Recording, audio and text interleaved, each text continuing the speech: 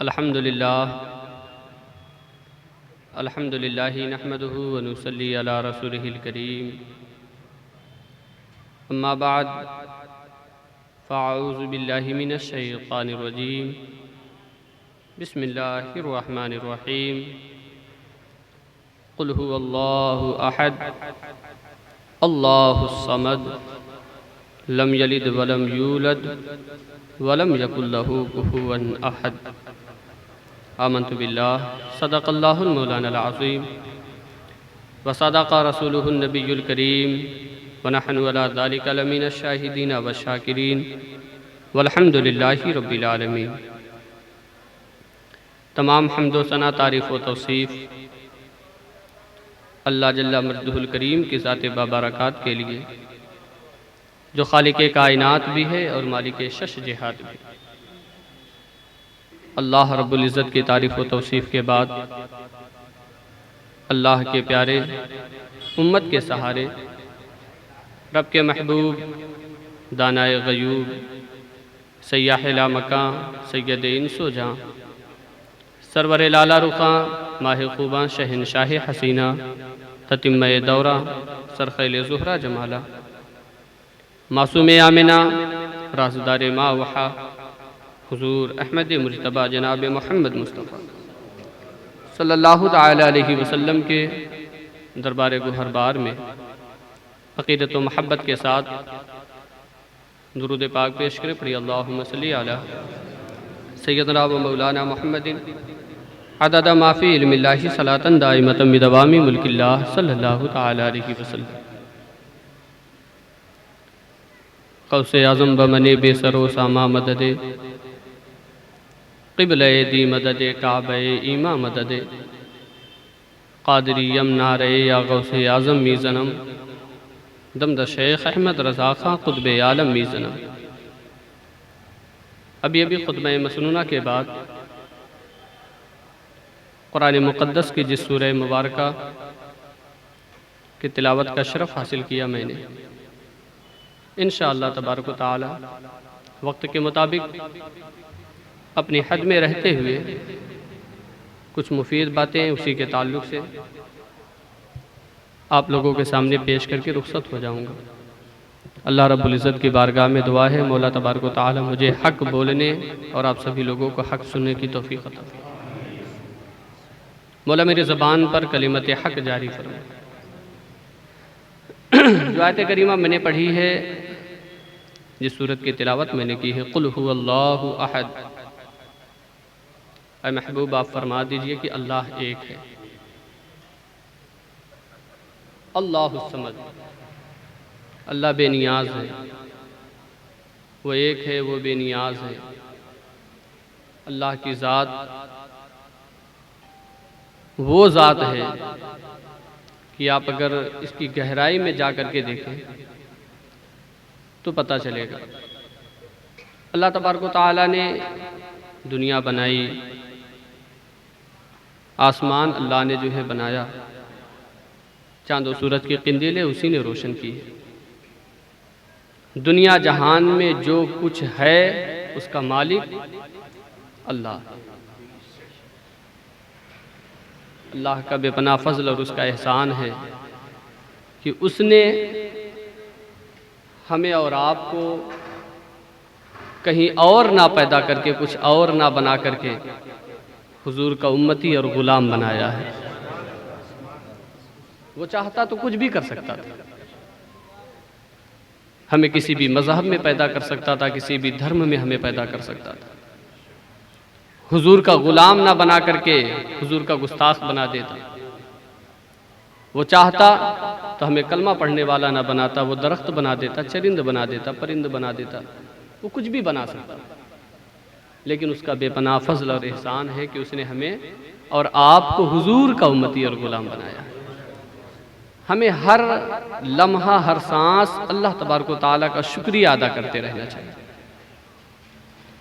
لیکن آج معاشرے میں بہت بڑی کمی یہ آ گئی ہے، اللہ تبارک و تعالیٰ کا شکریہ ہم لوگوں نے ادا کرنا بند کر دیا۔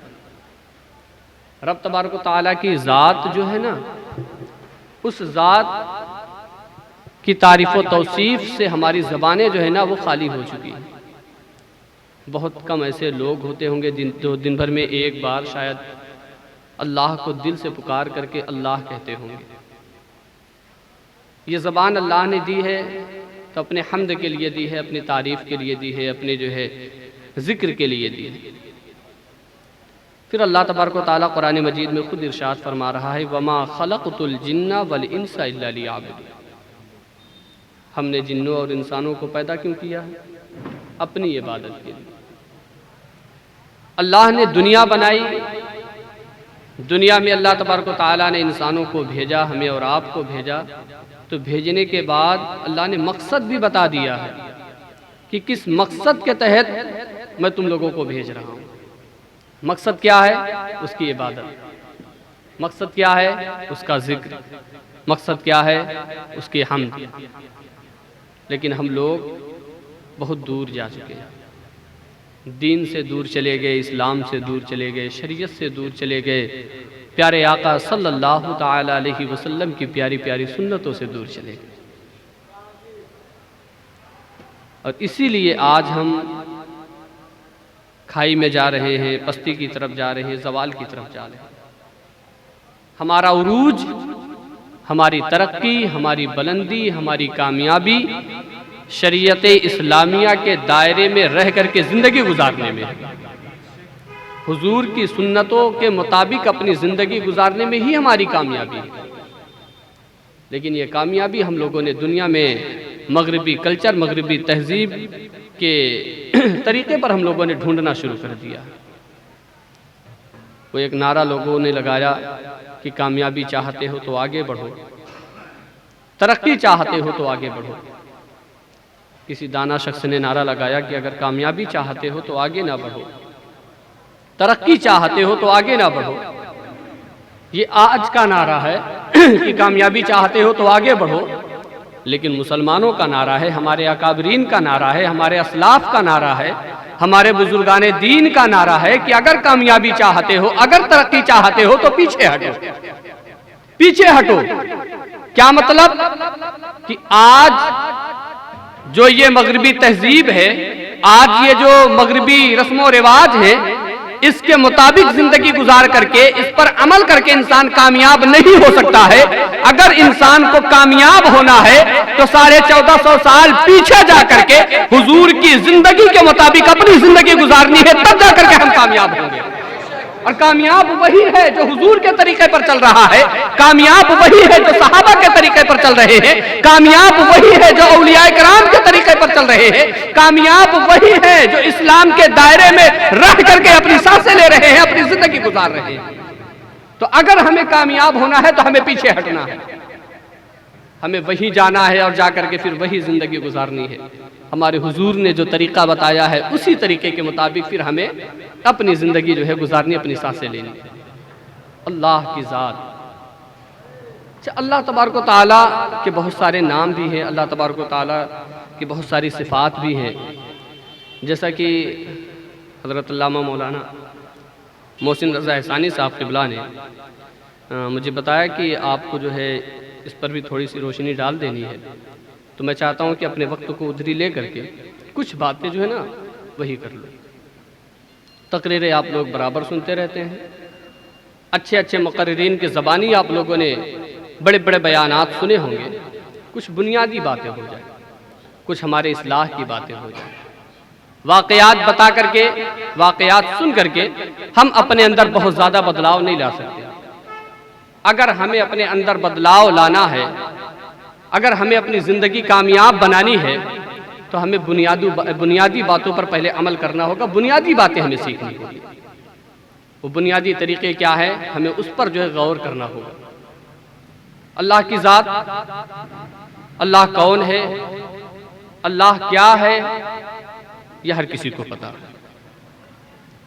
اللہ احد ہے، اللہ صمد ہے، اللہ وہ ہے جس کو کسی نے پیدا نہیں کیا، اللہ وہ ہے جس کا کوئی بیٹا نہیں، اللہ وہ ہے جس کی کوئی بیوی نہیں، جس کی کوئی بچے نہیں ہے، اس کو کسی نے نہیں بنایا ہے، اللہ وہ ہے اسی نے سب کو بنایا، اسی نے سب کو بنایا۔ تو جس نے سب کو بنایا ہے، جو ہمیشہ سے ہے اور ہمیشہ رہے گا، ہمیشہ رہے گا، اس کے لیے فنا نہیں ہے، اس کے لیے بقا ہی بقا ہے۔ ابھی آپ لوگوں نے اشعار میں سماعت کیا کہ اللہ کی ذات ہی باقی رہنے والی ہے، باقی ساری چیزیں فنا ہو جائیں گی۔ دنیا جہان میں جو کچھ ہے وہ سب کے سب ایک دن فنا ہو جائے گا۔ قیامت قائم ہوگی، حضرت اسرافیل علیہ السلام سور پھونکیں گے اللہ کے حکم کے مطابق، تو سارے کے سارے لوگ فنا ہو جائیں گے۔ اور پھر انسان کو بھی دنیا سے جانا ہے، کل نفس ذائقۃ الموت کا مزہ تو ہر انسان کو چکھنا ہی ہے۔ دنیا میں جو بھی آیا ہے وہ ایک دن دنیا سے جائے گا ہی۔ یہ آنکھیں ایک دن بند ہو جائیں گی، یہ سانسیں ایک دن رک جائیں گی، یہ روح اس جسم سے نکال لی جائے گی، دنیا سے ہمارا رشتہ توڑ دیا جائے گا، 10 من مٹی کے اندر ہمیں دفنا دیا جائے گا۔ پھر وہ دن بھی آئے گا کہ جو 50-60 سالہ زندگی ہم نے گزاری ہے، فرشتوں نے جو کچھ بھی کوٹ کیا ہے، وہ اللہ کی بارگاہ میں ہمارا رجسٹر جب پیش کیا جائے گا، ہمارے دفتر کو جب رب کی بارگاہ میں حاضر کیا جائے گا، تو پھر اللہ تبارک و تعالی ہماری زندگی کے ایک ایک لمحے کا حساب ہم سے لے گا، ایک ایک لمحے کا حساب، کہ تو نے اپنا ایک سیکنڈ کہاں پہ گزارا اور کیسے گزارا۔ ہے کسی کے اندر طاقت، کسی کے اندر مجال ہے کہ وہ اللہ کے سامنے حساب دے سکے؟ کسی کے اندر طاقت نہیں ہے۔ وہ حضرت عمر فاروق، اللہ اکبر، امیر المومنین، خلیفۃ المسلمین، وہ عمر جو اللہ کے خوف سے، اللہ کے ڈر سے ہر وقت رویا کرتے تھے۔ انتقال کے بعد صحابی رسول نے برسوں کے بعد خواب میں دیکھا، پوچھا عمر کیا معاملہ ہے؟ حضرت عمر پسینہ پسینہ تھے، حیران و پریشان تھے۔ کہا کیا پوچھتے ہو، کیا معاملہ ہوا مرنے کے بعد؟ جب سے مرا ہوں آج تک حساب و کتاب میں ہی لگا تھا، آج چھٹی ملی ہے۔ اللہ اکبر، وہ عمر جس نے کبھی ایمان کے بعد ایک قدم بھی، ایک سانس بھی شریعت کے خلاف نہیں لیا، شریعت کے خلاف نہیں اٹھایا۔ اتنا سخت حساب جب حضرت عمر سے لیا جا رہا ہے تو ہما شما کی کیا حقیقت ہے؟ ہم اور آپ اللہ کی بارگاہ میں حاضر ہو کر کے کیا حساب دے سکتے ہیں؟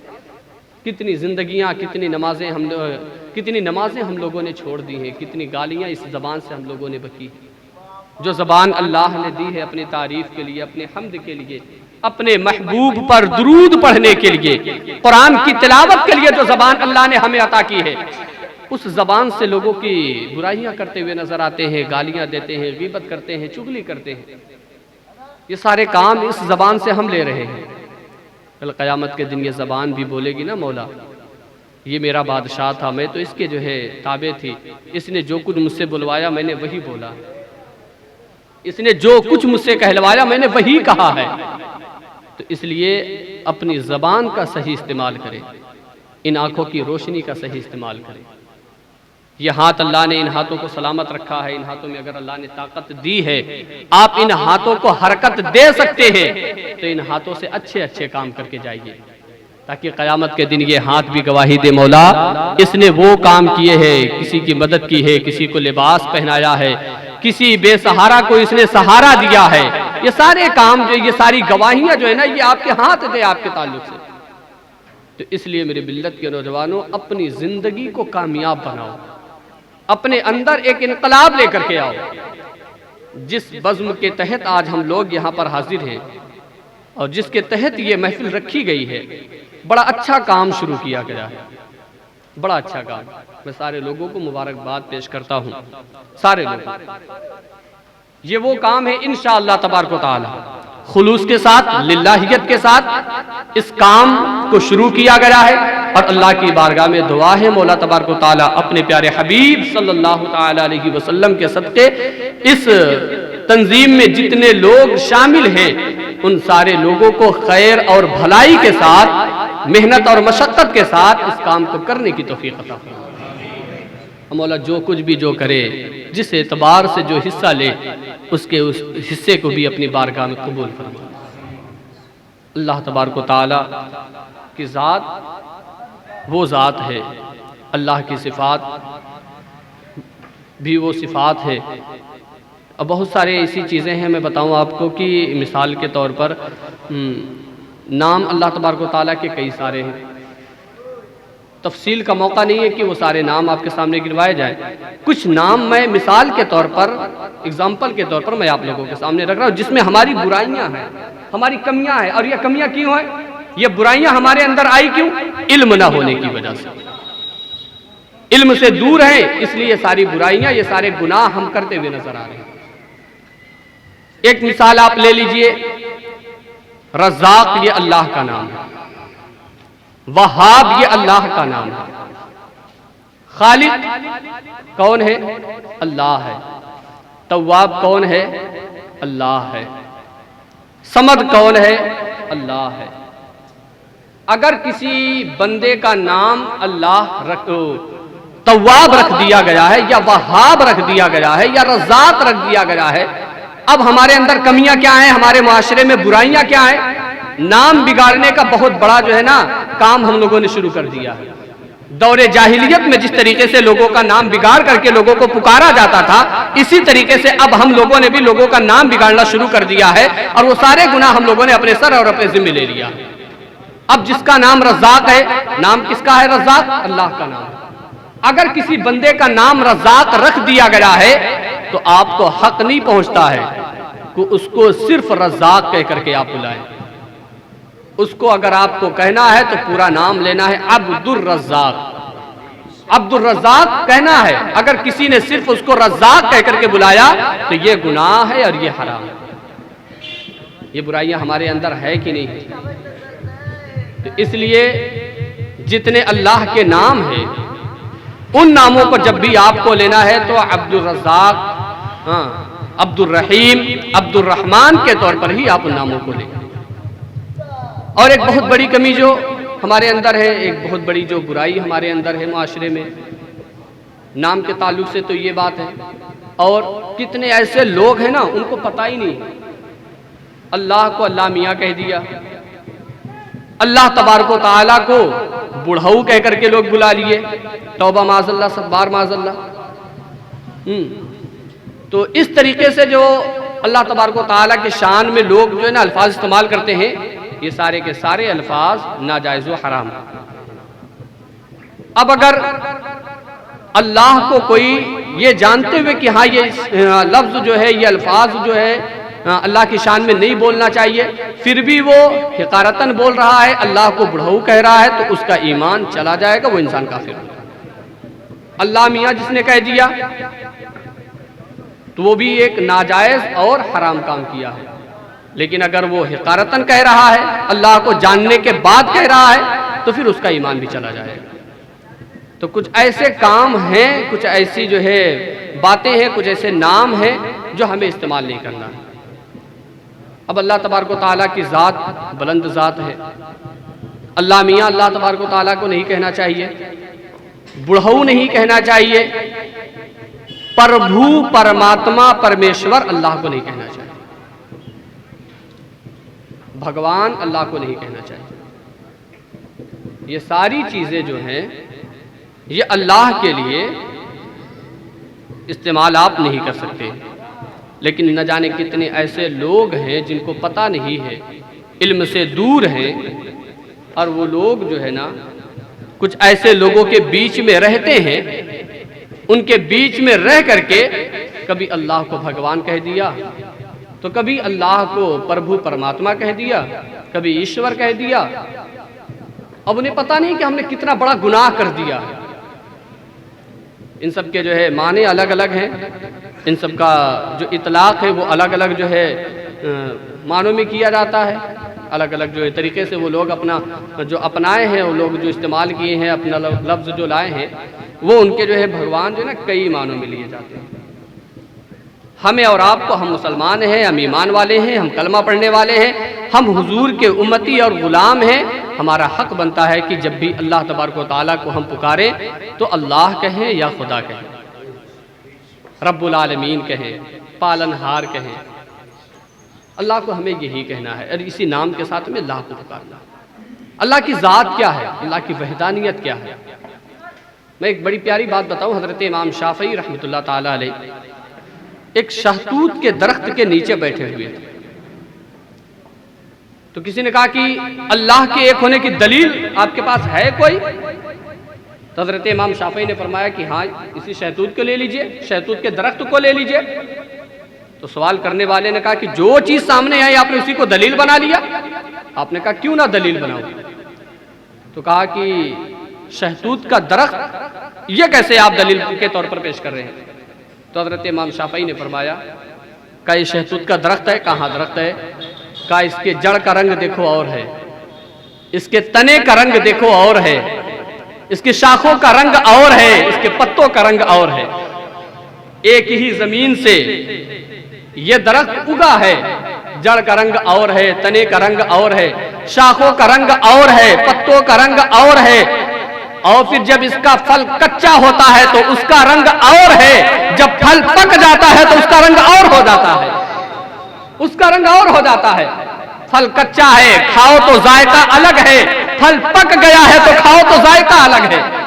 ایک ہی زمین سے وہ درخت اگا ہے، لیکن دیکھو کتنی چیزیں بدلی ہوئی ہیں۔ پھر حضرت امام شافعی نے کہا کہ یہ پھل پک جائے تو اس کا ذائقہ الگ ہے، کچا ہے تو ذائقہ الگ ہے۔ اور یہی درخت ہے، اس درخت کی پتی اگر بکری کھاتی ہے تو دودھ دیتی ہے، اور اگر ریشم کا کیڑا کھاتا ہے تو ریشم دیتا ہے، گدھا کھائے تو لید کرتا ہے۔ کیا یہ اللہ کے لیے کافی نہیں ہے؟ کیا یہ دلیل آپ کے لیے کافی نہیں ہے؟ تو سر پکڑ کر کے بیٹھ گیا، کہا کہ آپ نے کیا زبردست دلیل دی ہے اللہ کے ہونے کی۔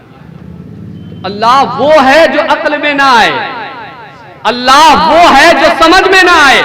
جو چیز سمجھ میں آ جائے وہ اللہ نہیں ہے، وہ خدا نہیں ہے، اور جو سمجھ سے باہر ہے وہی اللہ ہے، وہی خدا ہے، وہی اللہ ہے، وہی خدا ہے۔ اب آپ اندازہ کریں اللہ سمجھ میں کیسے نہیں آ سکتا ہے؟ اللہ عقل میں کیسے نہیں آ سکتا ہے؟ اللہ عقل میں اس لیے نہیں آ سکتا ہے کہ اللہ نے ہم لوگوں کو بنایا ہے، اللہ ہی نے عقل کو بنایا ہے، اللہ ہی نے انسانوں کے دماغ کو بنایا ہے، اور جس کو اللہ نے بنایا ہے اس کے دماغ میں اللہ آ کیسے سکتا ہے؟ اللہ اس کے دماغ میں نہیں آ سکتا ہے۔ اللہ نے ہمیں بنایا، اللہ ہمارے دماغ میں آ ہی نہیں سکتا ہے۔ اور اگر انسان اللہ کو اپنے دماغ میں، اپنے تصور میں، اپنے خیال میں لانا چاہتا ہے تو پھر یہ جو ہے نا وہ خدا نہیں ہو سکتا۔ خدا وہ ہے جو عقل میں نہ آئے، خدا وہ ہے جو عقل میں نہ آئے۔ یہ دیکھیں نا اللہ کی قدرت دیکھیں، اتنا بڑا آسمان اللہ نے جو ہے آسمان کا شامیانہ لگا دیا، کوئی اس کے لیے پایا لگایا؟ ہمیں ایک روم چھوٹا سا بنانا ہوتا ہے تو نہ جانے کتنے سپورٹ میں دینے ہوتے ہیں، تب جا کر کے وہ روم کھڑا ہوتا ہے، تب جا کر کے ہم اسے جو ہے ثابت رکھ سکتے ہیں، اسے جو ہے پائیدار رکھ سکتے ہیں۔ ایک روم بنانے کے لیے ہم اس میں کتنے لوازمات کا استعمال کرتے ہیں، لیکن اللہ نے اتنا بڑا شامیانہ لگایا آسمان کا اور کوئی پایا نہیں دیا۔ یہ اللہ ہی تو ہے جو کر سکتا ہے، کسی انسان کے بس کی بات نہیں ہے، یہ کسی انسان کے بس کی بات نہیں ہے۔ یہ اسی زمین سے اللہ نہ جانے کیا کیا اگا دیتا ہے۔ ایک دانہ ڈالا جاتا ہے زمین کے اندر، جب انسان بوائی کرتا ہے کھیت میں، دانہ ڈالا، وہ دانہ پہلے ہوا کیا؟ سڑ گل گیا، سڑنے کے بعد، گلنے کے بعد پھر اس سے جا کر کے ایک اکھوا نکلا ہے، پھر وہ بڑا ہوا، اور جب وہ بڑا ہوا کتنا کومل تھا وہ، جب وہ نکلا تھا اتنا نازک تھا، وہ اتنا نازک تھا کہ اگر ہم اسے ہاتھ میں لے کر کے یوں کر دیں تو پھر اس کی جو زندگی ختم ہو جائے۔ بڑی تیز آندھی آتی ہے لیکن اس کو وہ گرا نہیں پاتی، بڑے بڑے گھر وہ آندھیاں گرا دیتی ہے، لیکن اس بیج سے، اس جو ہے دانے سے نکلے ہوئے شاخ کو، نکلے ہوئے اخوے کو بڑی سے بڑی آندھی نہیں گرا پاتی ہے۔ اس کی حفاظت کون کر رہا ہے؟ اللہ کر رہا ہے۔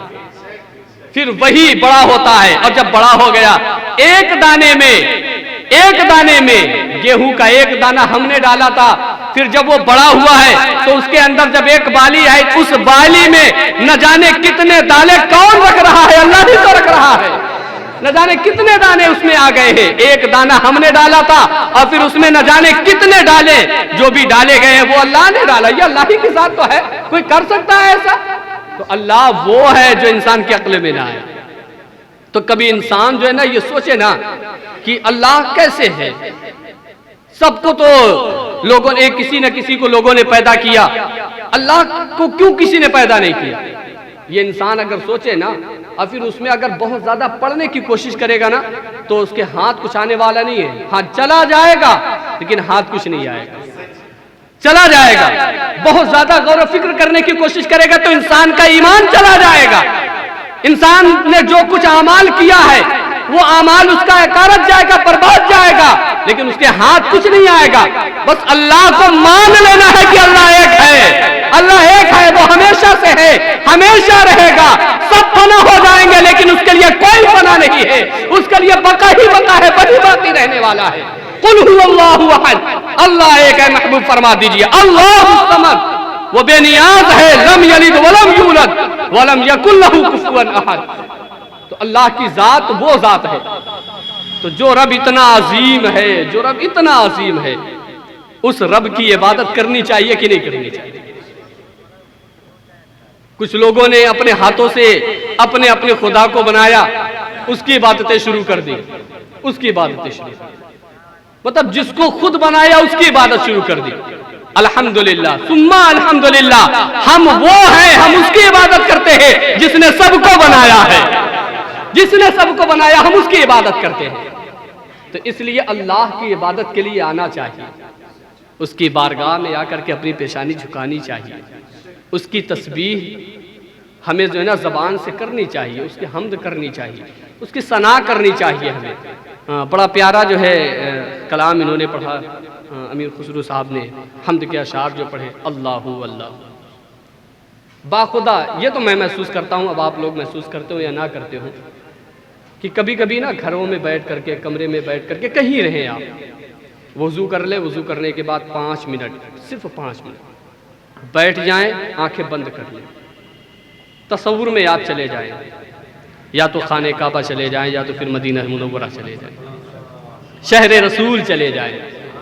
تصور میں جائیں گے کیسے؟ کبھی کبھی جو ہے نا مدینہ شریف کی جو ہے نا شہر طیبہ کی تصویریں دیکھا کریں، گنبد خضرا دیکھا کریں، اور گنبد خضرا دیکھ کر کے جو ہے نا اس کے نقش و نگار کو دیکھا کریں. اپنے آنکھوں میں جو ہے نا وہ بسایا کرے کہ گنبد خضرا بنا کیسے ہے، اس میں نقش و نگار کیا کیا گیا ہے، شہر طیبہ کی گلیاں کیسی ہیں وہ دیکھنی چاہیے، غور کرنا چاہیے اور آنکھوں میں اسے بسانا چاہیے. جب 2 سے 3 4 بار شہر طیبہ کو دیکھیں گے، گنبد خضرا کو دیکھیں گے، خانہ کعبہ کو دیکھیں گے، مدینے کی گلیاں دیکھیں گے، پھر وہ مدینے کی چھتریاں دیکھیں گے، وہ پھر ساری چیزیں جب دیکھ لیں گے، آپ غور سے دیکھ لیں گے، پھر آنکھ بند کریں گے اور تصور میں مدینہ جانا چاہیں گے تو آسانی سے مدینہ پہنچ جائیں گے، آسانی سے مدینہ پہنچ جائیں گے. اور جب آپ آسانی سے مدینہ پہنچ جائیں گے تو پھر آنکھیں بند کر کے پھر یا تو حضور پر درود پڑھ لیں، اور پھر آپ خانہ کعبہ چلے گئے تو پھر وہی جا کر کے اب زبان میں دل سے جو ہے دل سے پڑھے اللہ اللہ اللہ اللہ اللہ. یا اللہ کی صدا پھر دل سے آنی چاہیے، زبان سے بھی کہے، اور آپ کو یہ محسوس ہونا چاہیے کہ صرف میری زبان ہی نہیں، میرا دل بھی کہہ رہا ہے اللہ اللہ. زبان نہیں، صرف میرا دل بھی کہہ رہا ہے کہ اللہ. اور پھر جب آپ یہ کیفیت اپنے اندر محسوس کر لیں گے نا، پھر جب یہ چیز آپ کے اندر آئے گی نا، تب آپ کو لگے گا یار یہ دنیا تو کچھ بھی نہیں، یہ دنیا کچھ نہیں. حقیقت میں جو مزہ، جو سرور، جو لذت، جو سکون اللہ کے ذکر میں ہے وہ کہیں اور نہیں ہے، کہیں اور نہیں ہے. تو اس لیے جو ہے نا تب آپ کا دل لگنے لگے. یہ بزرگان دین کا جو طریقہ رہا ہے نا کہ وہ اپنے گھروں میں، اپنی خانقاہوں میں جہاں رہتے تھے وہیں پر 4 لوگوں کو، 5 لوگوں کو، 10 لوگوں کو لے کر کے بیٹھ گئے اور پھر ذکر کرنے لگے. یہ کیا ہے؟ ذکر ہے کیا؟ ذکر وہی تو ہے کہ جب بندہ ذکر کرتا ہے تو ذکر کی وجہ سے اللہ تبارک و تعالیٰ اس کے دل کو پاک کر دیا کرتا ہے.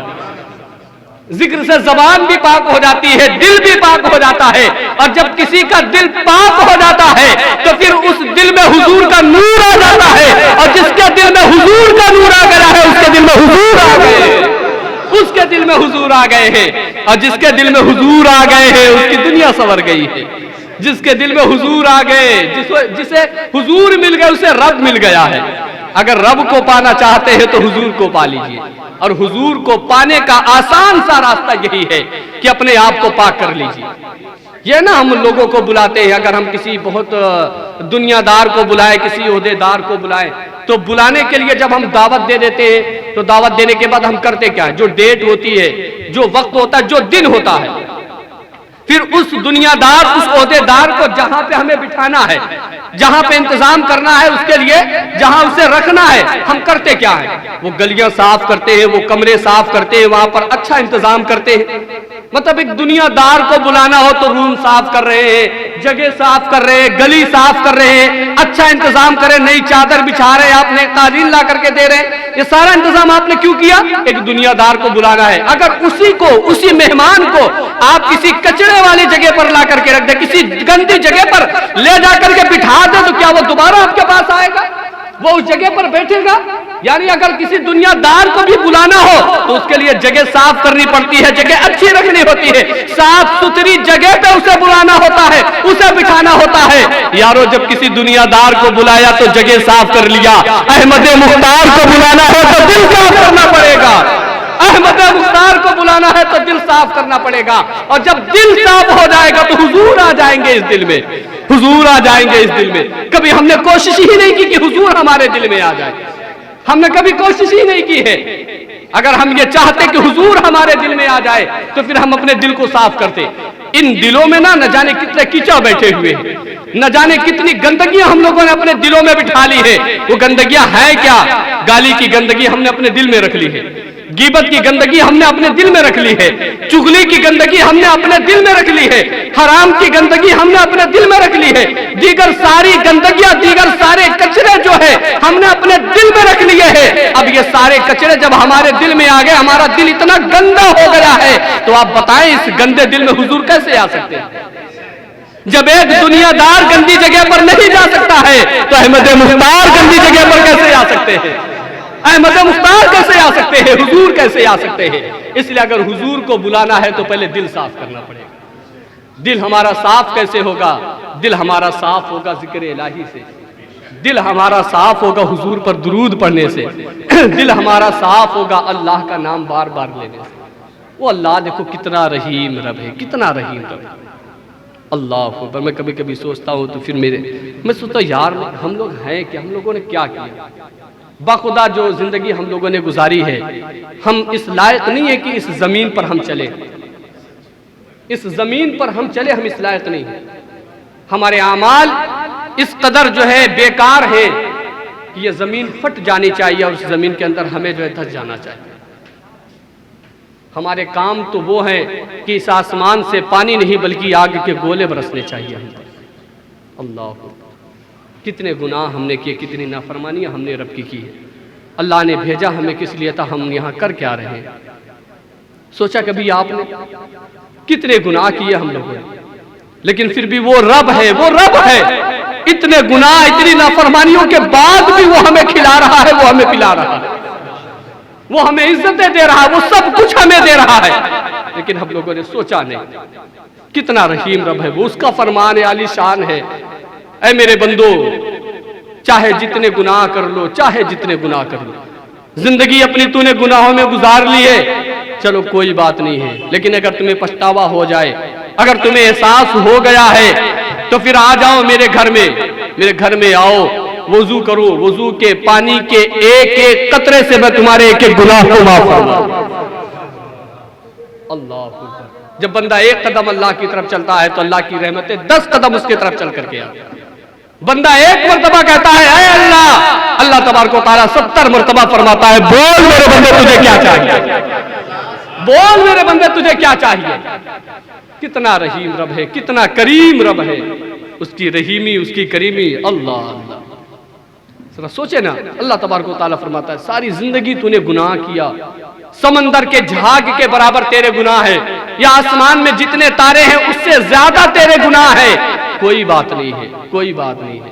پچھتاوا ہو گیا ہے، تو نادم ہو گیا ہے، شرمندہ ہو گیا، تجھے احساس ہو گیا ہے، آ جانا میرے گھر میں، آ جانا، وضو کرے گا، ایک ایک پانی کے ایک ایک قطرے سے تیرے کے گناہ معاف فرما دوں گا۔